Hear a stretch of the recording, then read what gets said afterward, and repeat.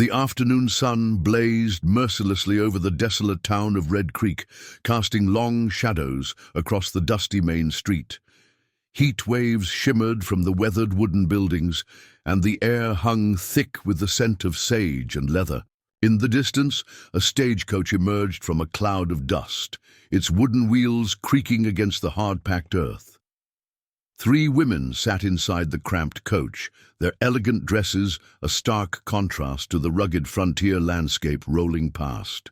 Their windows, Clara pressed a lace handkerchief to her forehead, her gentle blue eyes scanning the horizon with quiet determination. At 24, she possessed the kind of refined beauty that spoke of Eastern finishing schools and afternoon tea parties. Yet beneath her delicate exterior lay a steel resolve that had carried her halfway across the continent. "Is this truly Red Creek?" Isabella asked, her voice carrying a musical lilt that betrayed her excitement. At 22, she was the youngest of the 3, with auburn curls that refused to stay properly pinned and green eyes that sparkled with dreams of possibility. Her calloused hands, unusual for a lady of her apparent station, gripped a worn leather satchel containing her most precious possessions: books, writing materials, and carefully drafted plans for the school she hoped to establish. Margaret remained, silent, her aristocratic features set in a mask of composed indifference. At 28, she was the eldest, her dark hair swept into a severe chignon that emphasized her sharp cheekbones and calculating brown eyes. Designer silk rustled as she adjusted her position, the sound seeming almost foreign in this land of cotton and wool.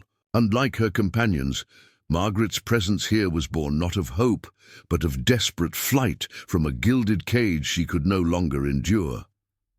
The stagecoach lurched to a stop outside the town's modest depot, and the driver's gruff voice carried, through the wooden walls, "Red Creek, ladies, end of the line!" As they stepped down onto the dusty street, the 3 women became the immediate focus of every eye in town. Cowboys paused in their conversations, shopkeepers emerged from their stores, and even the horses seemed to turn their heads. Red Creek was accustomed to rough men and working women, but these 3 brought an air of refinement that was as rare as rain in the desert. "Welcome to Red Creek," drawled the stagecoach driver, tipping his hat with exaggerated courtesy. "Hope you'll find what you're looking for out here." Clara clutched a faded photograph in her gloved hand, a young man with kind eyes and her same gentle smile. "Thank you, sir. Could you perhaps direct us to the sheriff's office? I'm searching for information about my brother, Thomas." The driver's expression grew somber. "Sheriff's office is just down the street, ma'am. But I'll warn you, folks sometimes come to Red Creek and don't leave the same way they came in, if you catch my meaning." The trio made their way down the main thoroughfare, their heeled boots clicking against the wooden sidewalks. Isabella's eyes lit up as she spotted the modest schoolhouse at the edge of town, a simple wooden structure with boarded windows and a sagging porch. "Oh, Clara, look," Isabella whispered excitedly. "It's perfect. With some repairs and fresh paint, it could house 20 children, maybe more.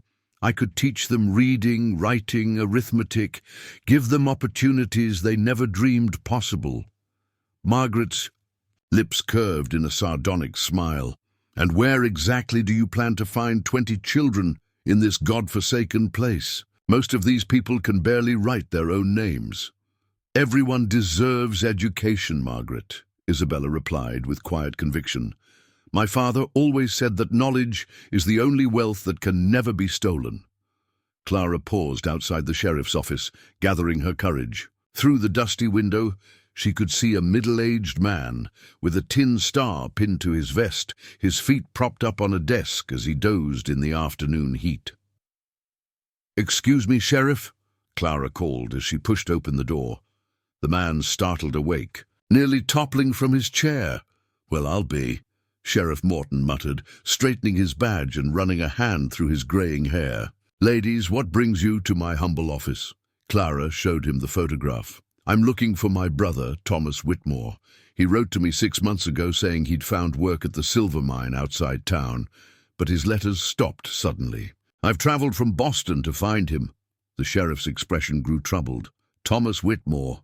Yes, I remember him. Good man, honest worker. But miss, that mine's been closed for near 3 months now. Cave-in, trapped half a dozen men, and the owner just up and abandoned the operation." Clara's face went pale. "What happened to the miners? To Thomas?" "Some got out, some—" Sheriff Morton shook his head sadly. "Bodies are still buried under all that rock. Could be your brother made it out and moved on to the next claim, or—" Margaret stepped forward, her voice crisp with authority. "Sheriff, surely you investigated this matter thoroughly. A mine collapse affecting multiple workers seems like something that would warrant official attention." The sheriff bristled slightly at her tone. "Ma'am, with all due respect, mining's dangerous work. Accidents happen. The owner, Mr. Blackwood, he compensated the families what he could before he left town." Isabella noticed the sheriff's evasive manner, the way his eyes didn't quite meet Clara's when he spoke of the investigation. Her instincts, honed by years of reading people's true intentions, told her there was more to this story. As evening approached, the 3 women found themselves with limited options. The town's boarding house was full, and the hotel looked questionable at best. Their funds were running low after the long journey, and they needed information about Thomas's disappearance, information that seemed to be in short supply from official sources.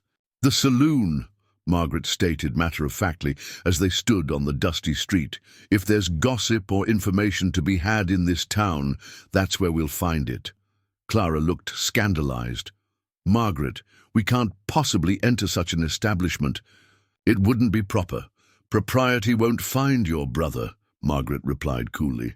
"Besides, I've dealt with worse than drunk cowboys." The shadows in her eyes suggested painful memories that had taught her hard lessons about survival. Isabella surprised them both by nodding in agreement. "She's right, Clara. If we're going to help Thomas, we need to set aside Boston manners and adopt frontier practicality." The dusty boot saloon squatted like a toad in the middle of Red Creek's main street, its batwing doors swinging constantly as men stumbled in and out. Piano music tinkled from within, occasionally drowned out by raucous laughter and the clink of glasses. The scent of whiskey, tobacco, and sweat hung heavy in the air. As the 3 women approached the entrance, conversations died and heads turned.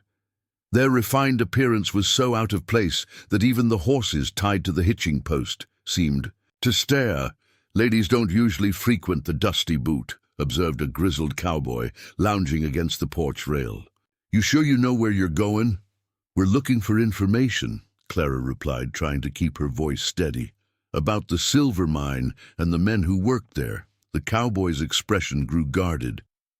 "That's a dangerous subject in these parts, miss. Some stones are better left unturned." Inside the saloon, the atmosphere was thick with smoke and tension. Oil lamps cast flickering shadows across rough wooden tables where men hunched over cards and whiskey bottles. In the corner, a weary-looking woman played a battered piano, her fingers dancing across keys that had seen better days. The 3 women made their way to the bar, their presence causing a ripple of whispers throughout the room. The bartender, a heavy-set man with suspicious eyes, grudgingly served them sarsaparilla while muttering under his breath about fancy ladies stirring up trouble. Clara cleared her throat and addressed the room. "Excuse me, gentlemen, I'm looking for information about my brother Thomas Whitmore. He worked at the silver mine before it closed." For a moment, silence stretched through the saloon like a held breath. Then a voice called out from the back corner, rough, slurred with drink, and carrying an undertone of menace. "Well, well, looks like we got ourselves some entertainment tonight. Boys!" A man emerged from the shadows, his clothes dirty and his breath reeking of cheap whiskey. Behind him, 3 companions rose from their table, their movements predatory and coordinated. These were not mere drunks. They were wolves who had scented prey. "Name's Jake Hawkins," the leader announced with a mocking bow. and these are my associates. We'd be mighty pleased to help you ladies with any information you might need." Isabella instinctively moved closer to Clara, while Margaret's hand subtly reached for the small derringer hidden in her reticule, a precaution she'd learned during her darker days in high society. "We're simply looking for information about the mine," Clara repeated, her voice trembling slightly. "If you knew my brother—" "Oh, we might have known him," Jake leered, circling the women like a predator. "Question is, what's it worth to you? Information don't come free in Red Creek." His companions spread out, effectively cutting off the women's escape routes. The other patrons of the saloon suddenly found their drinks fascinating, unwilling to meet anyone's eyes or risk involvement in whatever was about to unfold. "Ladies like you must have valuable things," one of Jake's men suggested, his eyes lingering on Margaret's expensive jewelry. "Maybe we could work out a trade." Margaret's voice cut through the tension like a blade. "I suggest you step aside and allow us to leave. You're making a mistake you'll regret." Jake laughed, a sound devoid of humor. "The only mistake here, Fancy? Lady, is you three walking into our territory without understanding the rules?" The situation deteriorated rapidly. Jake's hand shot out and grabbed Clara's wrist, causing her to cry out in pain and fear. Isabella tried to intervene, but found herself seized by another of the men, his grip iron-strong and his breath hot against her face. "Now then," Jake drawled, his voice taking on a dangerous edge, "let's discuss terms. You want information. We want compensation. I'm thinking your jewelry for starters, then maybe some private conversation upstairs." Margaret's derringer cleared her reticule with surprising speed, the small weapon gleaming in the lamplight. "Release them immediately or I'll put a bullet in you." The saloon erupted in nervous laughter. "That little pea-shooter?" Jake scoffed. "Lady, that might tickle, but it won't stop 4 grown men from taking what we want." Terror gripped the three. Women as rough hands reached for them, and cruel voices rose in the smoky air. The bartender studiously polished glasses, pretending not to see. The piano music had stopped, leaving only the sound of harsh breathing and cruel laughter. Then, like thunder rolling across the desert, the bat-wing doors creaked open. A figure stepped through the entrance, silhouetted against the dying light of evening. Dust clung to his long coat, and his wide-brimmed hat cast his face in shadow, but his presence filled the room with sudden electric tension. Every eye turned toward the stranger, and even Jake's group paused in their harassment. The newcomer moved with the fluid grace of a man accustomed to danger, his spurs chiming softly against the wooden floor with each measured step. When he finally raised his head, his eyes, grey as winter storm clouds, swept the scene with calm assessment. "Evening, gentlemen," he said, his voice carrying the quiet authority of a man who'd never needed to raise it to be heard. "Seems like you're having some difficulty with these ladies." Jake released Clara's wrist, but didn't back down. "This ain't your concern, stranger. Move along before you get hurt." The cowboy removed his hat, revealing sandy hair and a face weathered by sun and wind, handsome in a rugged way, with laugh lines around his eyes that suggested he wasn't always so serious. He set the hat carefully on the bar and turned back to face the group. "I'm afraid I have to disagree," he said mildly. "Where I come from, a man doesn't stand by while women are threatened." Jake snarled and lunged forward, but the stranger was ready. His fist connected with Jake's jaw in a perfectly timed uppercut that sent the larger man sprawling across a poker table, cards and chips scattering across the floor. The other 3 attackers rushed forward simultaneously, but the cowboy moved like a man who'd been fighting for his life since childhood. He ducked under a wild swing, drove an elbow into one man's solar plexus, then spun to catch another with a devastating right cross that sent him crashing into the piano with a discordant crash of keys. The third attacker produced a knife, its blade glinting wickedly in the lamplight. "Now you've done it, stranger." Nobody embarrasses Jake Hawkins, and walks away. "Names is Cole Matthews," the cowboy replied conversationally as he circled his knife-wielding opponent. "And I reckon your friend Jake's been embarrassing himself just fine without my help." The knife fighter lunged, but Cole was no longer where he'd been standing. Moving with practiced ease, he caught the man's wrist, twisted sharply, and sent the weapon clattering across the floor. A quick knee to the stomach doubled the attacker over, and a measured blow to the back of his neck sent him joining his unconscious companions on the saloon floor. Jake struggled to his feet, blood trickling. From his split lip, his eyes now filled with rage rather than predatory confidence. His hand dropped to the gun at his hip. "Fast with your fists," he growled, "but let's see how you handle steel." Cole's own revolver appeared in his hand with fluid motion, so quick that several witnesses would later swear they never saw him. A draw. The weapon was well maintained, its barrel steady and unwavering as it pointed directly at Jake's chest. "Your choice, Jake," Cole said quietly. "You can walk out of here with your dignity bruised, or I can carry you out with a lot more. Then your dignity damaged." For a long moment the saloon held its breath. Jake's hand hovered over his gun, his face a mask of fury and calculation. Finally, survival instinct overcame wounded pride. His hand moved slowly away from his weapon. "This ain't over, stranger." Jake spat as he gestured for his groaning companions to follow him. "Red Creek don't take kindly to outsiders stirring up trouble." "I'll keep that in mind," Cole replied, his gun never wavering until the four men had stumbled through the batwing doors and disappeared into the night.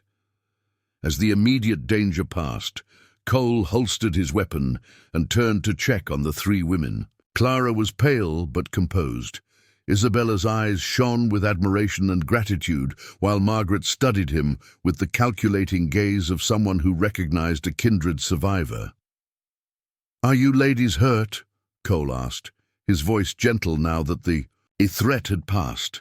"We're unharmed, thanks to you," Clara replied, her voice shaky but sincere. "I'm Clara Whitmore, and these are my companions, Isabella Rivera and Margaret Ashworth. We owe you our safety, perhaps our lives."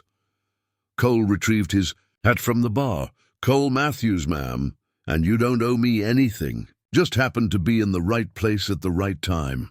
"What brings you to Red Creek, Mr. Matthews?" Margaret inquired, her tone suggesting she was accustomed to extracting information from reluctant sources. "Same thing that brings most folks." "To mining towns," Cole replied vaguely. "Work, opportunity, a chance to start fresh." Isabella stepped forward, her educator's instincts picking up on the subtext of their conversation. "We were asking about the silver mine before those horrible men interrupted us. Clara's brother worked there before it closed."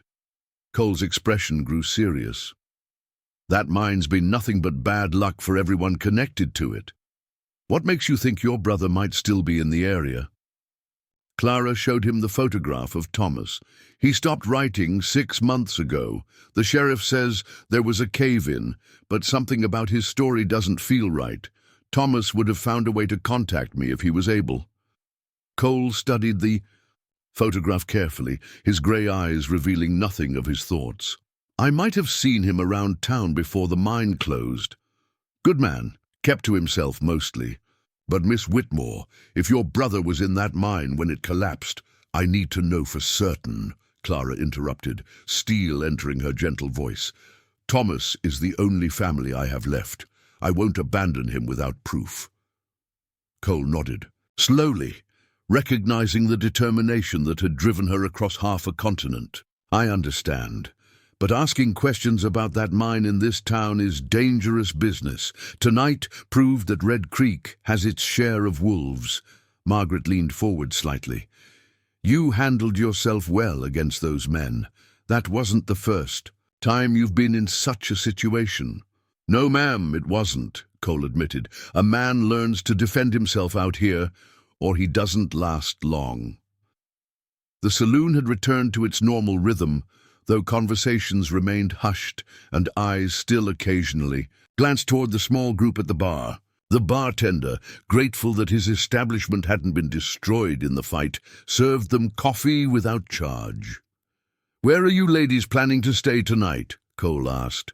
After what happened, I wouldn't recommend the boarding house. Too many of Jake's friends might come looking for payback.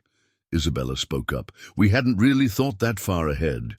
We spent most of our money on the journey here. Cole considered this for a moment. There's a widow woman, Mrs. Patterson, runs a clean boarding house on the edge of town. She's got a shotgun and knows how to use it. I could escort you there, make sure you get settled safely. You've already done so much for us, Clara protested. We couldn't impose further. It's not an imposition, Cole replied. Besides, if you're serious about investigating what happened at that mine, you'll need someone who knows the territory. This isn't Boston, Miss Whitmore. Out here, asking the wrong questions to the wrong people can get you buried in an unmarked grave. Margaret studied him with sharp eyes. And you're offering to help us. What's your interest in this matter? Cole was quiet for a long moment, his fingers absently tracing the rim of his coffee cup. When he finally spoke, his voice carried the weight of old pain. Let's just say I've got my own reasons for wanting to know the truth about what happened. At that mine, the three women exchanged glances, each recognizing that Cole Matthews carried secrets as heavy as their own. But in a land where survival often depended on finding trustworthy allies, they had little choice but to accept his help. Very well, Mr. Matthews, Clara said formally. We accept your assistance, and we're grateful for it. As they prepared to leave the saloon, Isabella turned back to look at the corner where the confrontation had taken place. Those men, Jake and his companions, will they cause more trouble? Cole's expression was grim. Count on it. Men like that don't forget being humiliated, but they're also cowards at heart. They won't try a direct confrontation again. They'll wait for a better opportunity when the odds are more in their favor. Margaret's hand instinctively moved to her reticule. Then we'll need to be prepared. Yes, ma'am, you will, Cole agreed. Out here, being prepared for trouble is the difference between going home and never being seen again. As they walked through the moonlit streets of Red Creek toward Mrs. Patterson's boarding house, none of them noticed the shadow that detached itself from the alley beside the saloon. Jake Hawkins watched them go, his split lip twisted in a cruel smile, and his eyes burning with plans for revenge.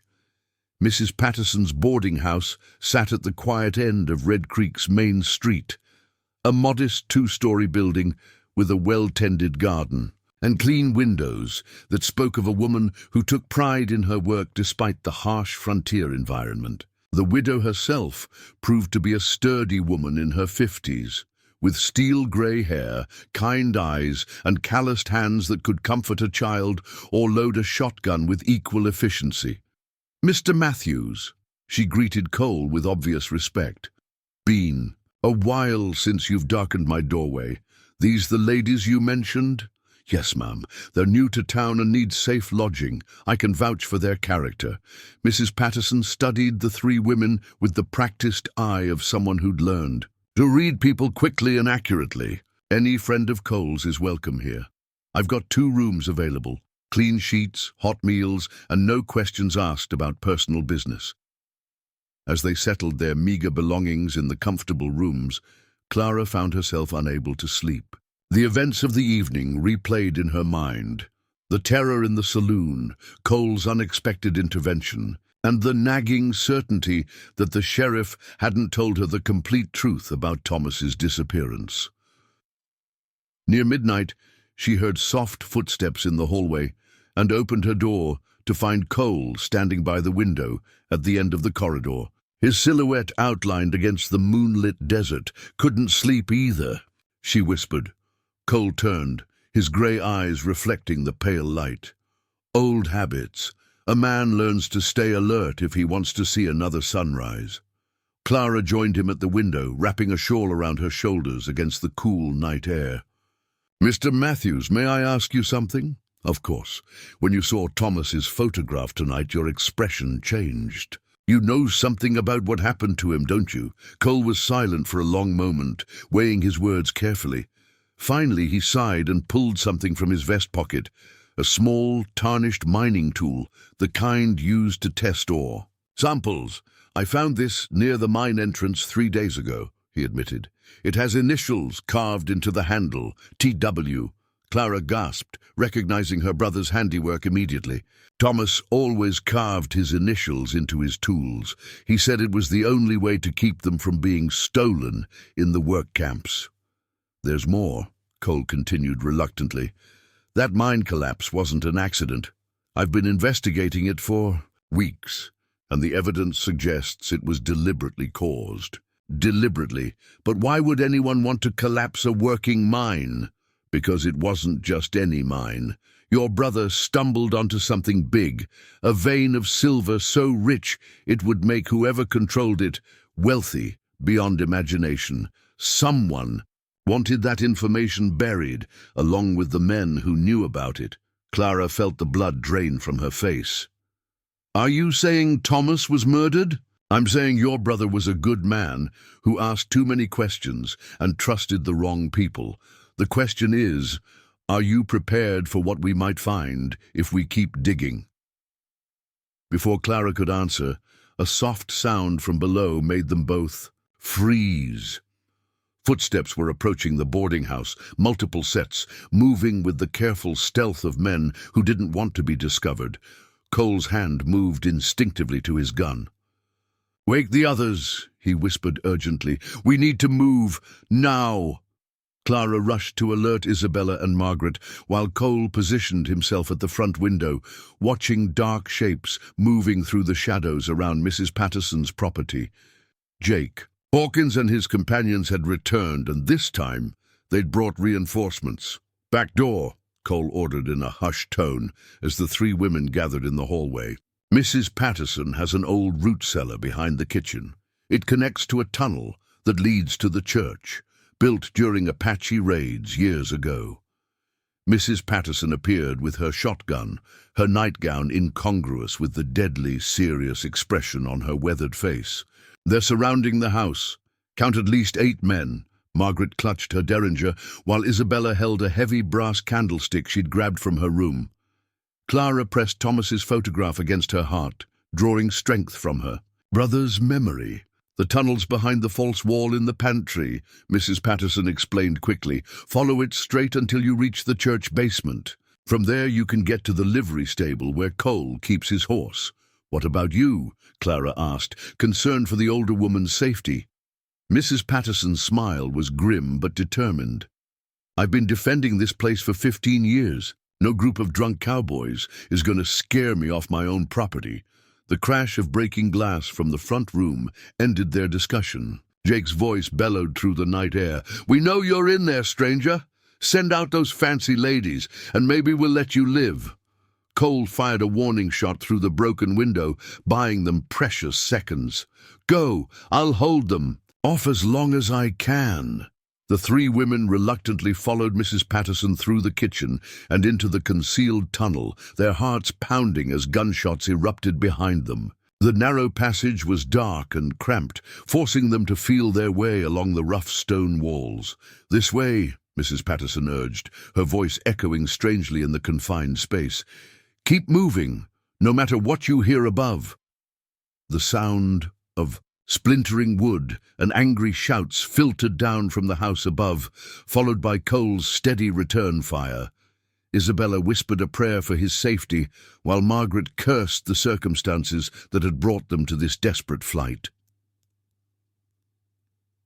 The tunnel seemed to stretch for eternity, but finally they emerged into the basement of Red Creek's small church. Moonlight filtered through high windows, casting ethereal patterns across dusty pews and religious artifacts stored in the underground space. Mrs. Patterson led them up a narrow staircase into the main sanctuary, where colored glass windows depicted biblical scenes in vibrant hues. The peaceful atmosphere was a stark contrast to the violence they'd left behind. "The pastor's away visiting the territorial capital," Mrs. Patterson explained as she checked to ensure the church was empty. "We should be safe here for a few minutes." Clara sank onto one of the wooden benches, the stress of their flight finally catching up with her. This is all my fault. I brought this danger to your town, to all of you." "No," Isabella said firmly, sitting beside her friend. "The danger was already here. We just uncovered it." Margaret positioned herself near a window, watching for any sign of pursuit. "The question now is what we do next. We can't keep running forever." Mrs. Patterson checked her shotgun's ammunition. "Cole's right about the mine. My late husband worked there in the early days, before it changed hands. He always said there was something peculiar about how the original owner suddenly sold out to that Blackwood character." "What kind of peculiar?" Clara asked. "Well, for one thing, the sale happened right after they hit that big silver vein your brother found. Seemed mighty convenient that old Peterson would sell his claim just when it was about to make him rich." Margaret's analytical mind began piecing together the implications. So Peterson discovers silver, then immediately sells to Blackwood. Then Blackwood works the mine for a few months before the convenient collapse buries all evidence of what was really down there. "And anyone who might have knowledge of the true extent of the silver deposit," Isabella added grimly. Mrs. Patterson nodded sadly. "Including your brother, I'm afraid." The sound of hoofbeats approaching made them all freeze. Through the stained glass windows, they could see riders surrounding the church, too many to fight, too well positioned to escape from. Jake's voice carried clearly through the night air. "Come on out, ladies, time to settle accounts." Cole's voice answered from somewhere in the darkness outside, though they couldn't see him. "Jake, you're making this harder on yourself than it needs to be." "You cost me respect, stranger. In Red Creek, that's worth a man's life." "Then face me like a man instead of hiding behind numbers." A tense silence fell over the scene. Clara realized that Cole was trying to draw Jake and his men away from the church, putting himself at even greater risk to protect them. Mrs. Patterson made a decision that surprised them all. Opening the church door, she stepped onto the front porch with her shotgun, cradled confidently in her arms. "Jake Hawkins," she called out in a voice that carried the authority of someone who'd been respected in Red Creek longer than most of its current residents had been alive. "This is holy ground. You want to settle your grievances, you do it away from the Lord's house. This ain't your fight, Mrs. Patterson. It became my fight when you attacked guests under my roof. Your mother would be ashamed of what you've become." "Boy." The mention of his mother seemed to give Jake pause, and Clara realized this was their chance. Slipping out the back door of the church with Isabella and Margaret, she made her way toward the sound of Cole's voice.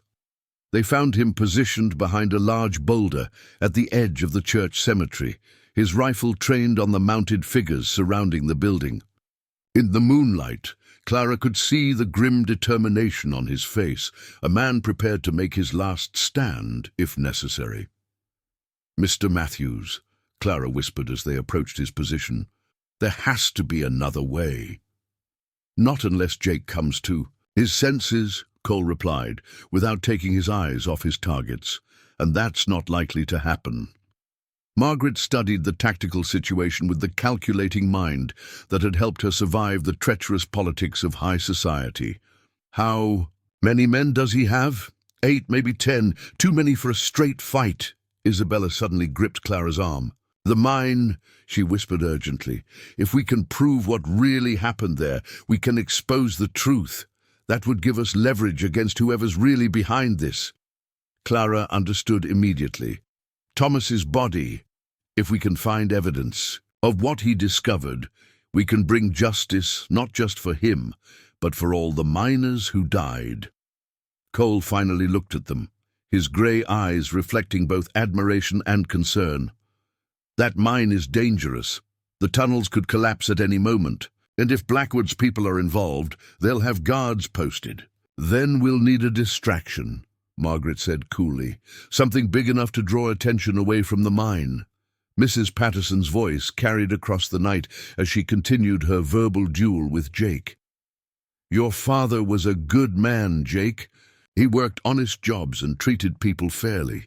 What would he think of you threatening innocent women?" "My father died poor while rich men got richer," Jake shot back. I ain't making the same mistake. Cole made his decision. The mine it is, but we do this my way, with proper precautions, and if things go bad, you ladies get out and don't look back.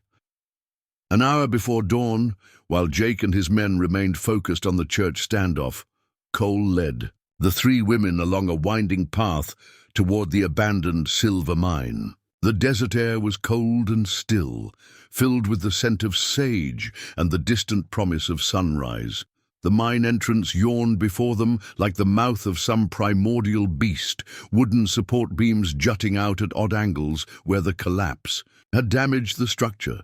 Warning signs posted by the mining company fluttered in the breeze, their messages about danger and trespassing barely visible in the pale moonlight. "Stay close and watch your footing," Cole instructed as he lit a lantern. "The main shaft should be stable, but some of the side tunnels are questionable." Isabella shivered as they entered the mine, the temperature dropping noticeably as they moved deeper underground. The walls glistened with moisture, and somewhere in the darkness, water dripped with monotonous regularity. "How deep does it go?" Clara asked, her voice echoing strangely in the confined space. "About 300 feet to where the collapse happened. Your brother's body should be—" Cole paused, realizing the harsh reality of what he was saying. "It's all right," Clara said softly. "I need to know." They made their way carefully through the main tunnel, their footsteps muffled by the packed earth floor. Mining equipment lay, abandoned where the workers had dropped it.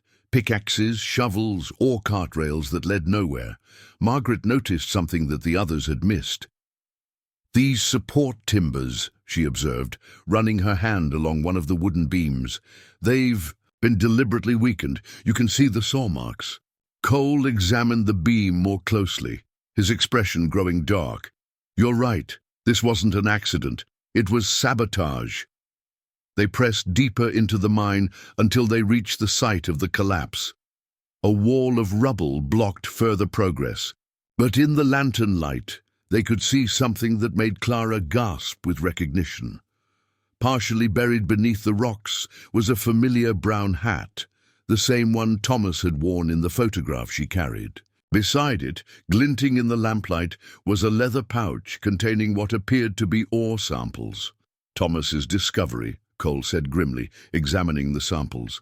"This silver is purer than anything I've ever seen, worth a fortune." Isabella picked up something else from the debris, a folded piece of paper, miraculously preserved in Thomas's inside coat pocket. With trembling hands, Clara unfolded the document and read her brother's final message. "It's a letter," she whispered, "addressed to me. He knew something was going to happen." The letter revealed the truth they had suspected. Thomas had discovered not just silver, but evidence of a conspiracy involving Sheriff Morton, mine owner Blackwood, and several prominent town citizens. The mine collapse had been orchestrated to eliminate witnesses and claim the valuable silver deposit for themselves. "We have to get this evidence back to town," Clara declared, her grief transforming into determination. "Thomas died trying to expose the truth. We owe it to him to finish what he started." As they emerged from the mine, the first rays of sunlight were painting the eastern sky in shades of gold and crimson. In the distance, they could see smoke rising from the direction of Red Creek. Jake's standoff with Mrs. Patterson had escalated. Cole's expression was grim as he studied the evidence they'd gathered. "This is enough to bring down half the town. Leadership, but getting it to the right authorities won't be easy. Sheriff Morton is obviously compromised. Then we take it to the territorial marshal," Margaret suggested. "My connections in high society aren't entirely worthless. I know people who can ensure this gets proper attention." Isabella pointed toward the town. "But first we need to help Mrs. Patterson. She risked her life to protect us." As they approached Red Creek, they could see the situation had deteriorated. Jake and his men had Mrs. Patterson pinned down in the church, while smoke rose from what appeared to be her burning boarding house. "That's enough," Cole said quietly, his voice carrying deadly intent. "Time to end this." Clara touched his arm. "There's been enough violence. Let me try talking to them first." "Clara, these men tried to assault you last night. They're not going to listen to reason." "Maybe not to reason," Clara replied, holding up Thomas's letter, "but they might listen to the truth." Clara walked boldly into the main street of Red Creek, the morning sun at her back, casting her shadow long across the dusty ground. Jake and his men turned in surprise, their attention momentarily diverted from the church where Mrs. Patterson remained barricaded. "Jake Hawkins!" Clara called out, her voice carrying clearly in the still morning air. "I have something that belongs to this town, the truth about what happened at the silver mine." Jake's horse pranced nervously as he wheeled to face her. "You should have stayed hidden, fancy lady. Now you'll pay for last night's humiliation." "The humiliation isn't mine," Clara replied steadily. "It belongs to the men who murdered my brother and 5 other innocent miners for silver." She held up Thomas's letter and the ore samples they'd recovered. "I have proof of what really happened at that mine, names, dates, and evidence that will send the real criminals to prison." Sheriff Morton emerged from his office, his face pale as he realized the implications of Clara's words. Behind him, several well-dressed men appeared, town council members and business leaders who had remained conspicuously absent during the previous night's violence. "Miss Whitmore," the sheriff called out, trying to maintain his official authority. "You're making serious accusations without proper evidence." Clara's laugh was sharp and bitter. "Without evidence? My brother documented everything before he died, Sheriff, including your involvement in the conspiracy." She began reading from Thomas's letter, her voice carrying to every corner of the town square. "The sheriff met with Blackwood 3 times. Before the collapse, they planned to eliminate the miners who knew about the silver strike and claimed the mine was worthless. Then they would quietly reopen it under a different name and keep the profits for themselves." Murmurs arose from the gathering crowd of townspeople who had emerged to witness the confrontation. Cole positioned himself strategically, his hand near his gun, but his posture non-threatening. Jake's face twisted with confusion and growing anger. "What's this got to do with me? I don't know nothing about any mine conspiracy." "You were used, Jake," Isabella called out, her teacher's instincts recognizing a moment for education. "These wealthy men manipulated you into attacking us because they were afraid of what we might discover. They turned you into their weapon while planning to discard you once you'd served your purpose." Margaret stepped forward, her aristocratic, bearing commanding attention even in her travel-stained dress. "I've seen this pattern before in the corrupt circles I once moved in. Powerful men using desperate people to do their dirty work, then abandoning them when the risks become too great." Sheriff Morton's hand moved toward his gun, but found himself facing not just Cole's steady aim, but the hostile stares of his own townspeople. The crowd had grown as word spread, and faces that had once shown respect now displayed suspicion and anger. "Now hold on," Morton blustered. "You can't take the word of some Eastern woman over sworn law enforcement." "We can, when she has documentation," called out Doc Henderson, the town's physician who had treated the surviving miners. "I always wondered why those men who escaped the collapse left town so quickly. Now I'm thinking they were paid to keep quiet." An elderly prospector pushed through the crowd. "I seen Blackwood and Morton together plenty of times, always talking in whispers. Never thought much of it then, but it's starting to make sense." Jake looked around at the faces surrounding him, finally beginning to understand that he'd been manipulated. His men shifted nervously, realizing they had become pawns in a larger game they didn't understand. "Blackwood promised me money," Jake said. Slowly, his voice subdued. "Said these women were federal agents trying to steal his mine claim. Said they had to be stopped." Clara felt a mixture of pity and anger toward the man who had threatened her life. Mr. Blackwood lied to you, just like he lied to everyone else in this town.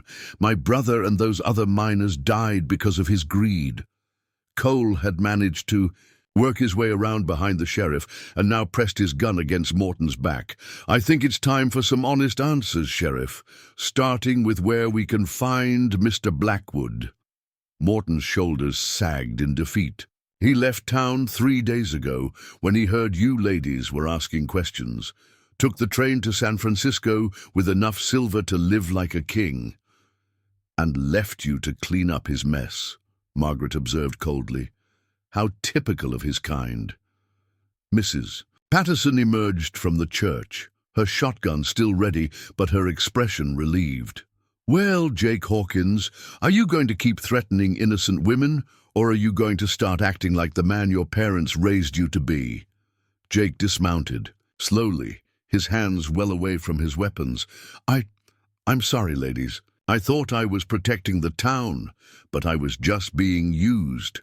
Clara studied his face and saw genuine remorse there. We all make mistakes, Mr. Hawkins. The important thing is learning from them. Epilogue. New beginnings. 3 weeks later, the territorial marshal had arrived to officially investigate the mine conspiracy. Sheriff Morton was in custody awaiting trial, and a warrant had been issued for Blackwood's arrest. The mine was being reopened under federal supervision, with fair compensation promised to the families of the deceased workers. Clara stood at Thomas's grave in Red Creek's small cemetery, the simple wooden marker bearing his name and the dates of his too short life. Isabella and Margaret flanked her, their friendship forged in the crucible of shared danger. He would have been proud of what you accomplished, Cole said quietly, joining them at the gravesite. Your brother died trying to expose the truth, and you made sure it didn't die with him. Clara wiped away a tear. It doesn't bring him back. No, Cole agreed, but it gives his death meaning, and it might prevent other families from going through what you have. Isabella had received approval from the territorial government to reopen the school, with several families expressing interest in sending their children for proper education. Margaret had decided to stay in Red Creek, using her business acumen to help rebuild the town's economy on honest foundations. As for Cole, he had been offered the sheriff's position, a responsibility he was still considering. What will you do now? Clara asked him.